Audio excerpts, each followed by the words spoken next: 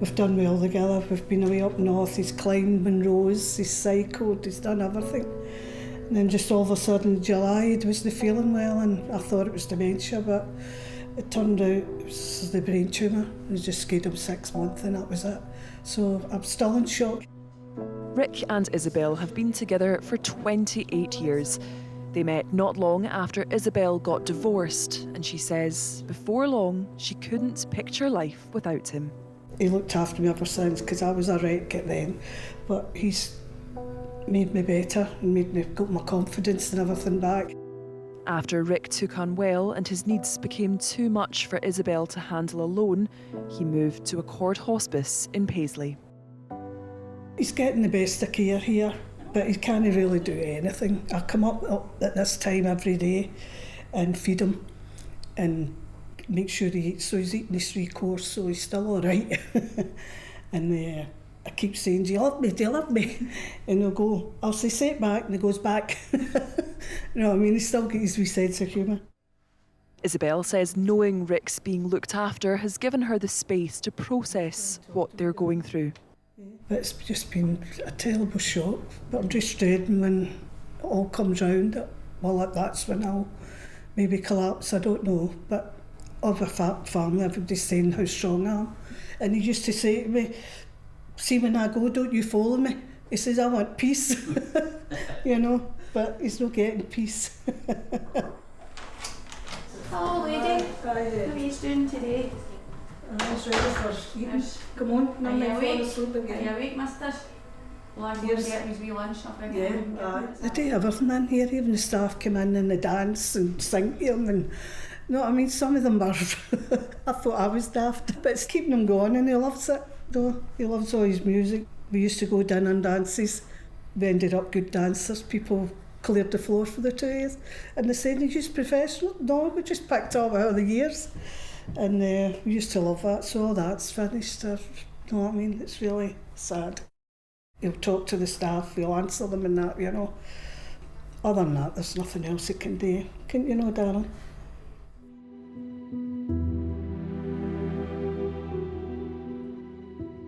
How to deal with grief can be entirely different. The biggest thing for us is quickly when people come in to try, and that is a big part of my job, to try and get to know them and their relatives, because what you can do for each individual person is entirely different, and it's just trying to put that out at the level of something that's going to help them. Alison Auld has worked at Accord for 8 years and not only cares for patients like Rick, but also their loved ones. Some patients spend months in hospice care, others just a few hours. But the priority is always to bring peace and dignity to their last moments. There you go. Okay, darling? We've got a lot of patients who, with the disease they have, they end up where they've got no movement in the lower half of their body. And I can remember putting a man in the bath one day and his legs were moving about in the water, and I mean, he was mesmerised with that. And after that, he was in the bath every day. And that's, I mean, it's just being able to give people things like that. And just the same man, actually, we took him outside one day and he said, I can't believe I can hear the birds singing again for the first time in years, because he'd lived in a flat, so he hadn't been outside. So I think all of that for me is being able to get, it's a privilege for me to be able to give that to people. Across Scotland, around 21,000 adults and children rely on hospice care. At Accord, staff look after 100 inpatients every year, and another 1,700 are cared for at home. Jackie Smart, the CEO of Accord, says staff are keen to show how important and comforting hospice care can be. So what we tend to do is we stop focusing on people's diagnosis and we start to focus on their symptoms. So if you have a symptom, it could be something like pain, a very clinical thing. It could be, you know, a mental well-being issue. It could be your mobility. It could be that your family are finding it really difficult. So whatever is the family symptom, we focus on that. And we focus only on the things that you want us to tackle to make those last days of your life or last months of your life much more bearable, so that you are more comfortable, you can die with a bit more dignity, and you can be in the places that you want. Jackie says while many may think of a hospice as a dark place, the reality is often more positive. It's why we like to have arrangements with people to have described who their power of attorney, next of kin, who's going to speak on their behalf if they're no longer able to speak for themselves, because we want to know who that person is so that we can make sure everyone's clear about the person's wishes.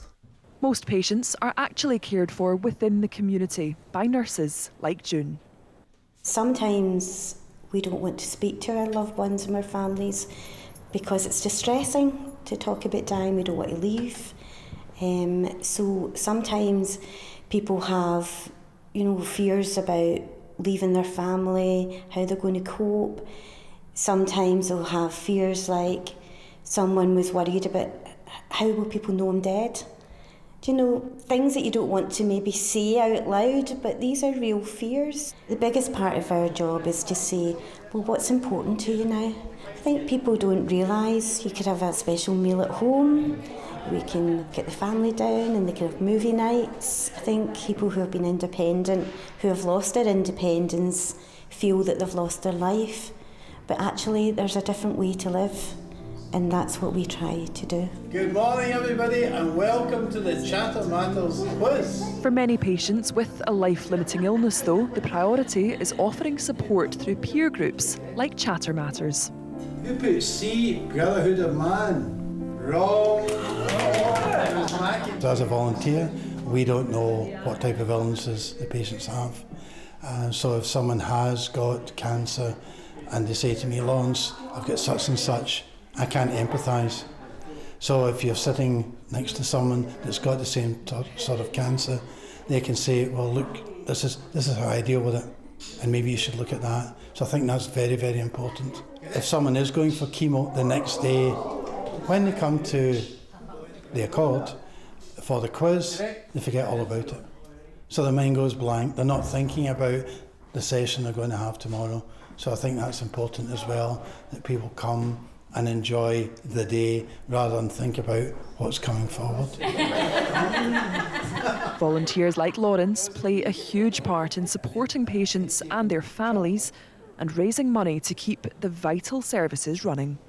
Often, proportionately, there can be 4 times as many volunteers in an organisation like this as there are staff. And I'll be honest, we could not deliver what we do without them. We are so well served by 300 volunteers in Accord, and they work in our shops, they work in back shop roles and admin, they come to front of house and work at reception, they're in clinical roles supporting outpatients, supporting inpatients. So actually there's a kind of community spirit about Accord, and I think volunteers, we couldn't do it without them, and I'm so grateful for their kindness. It's actually really selfless. One of the lovely things about being a charity is we can push the boundaries of perhaps what some of the more statutory services would be able to do. So people will maybe say, I'd like to see the sea once more, so we'll bundle them all in a van with a nurse and take them to the coast, or they maybe want to have a party, so we have a party here. We like to add life to days rather than days to life.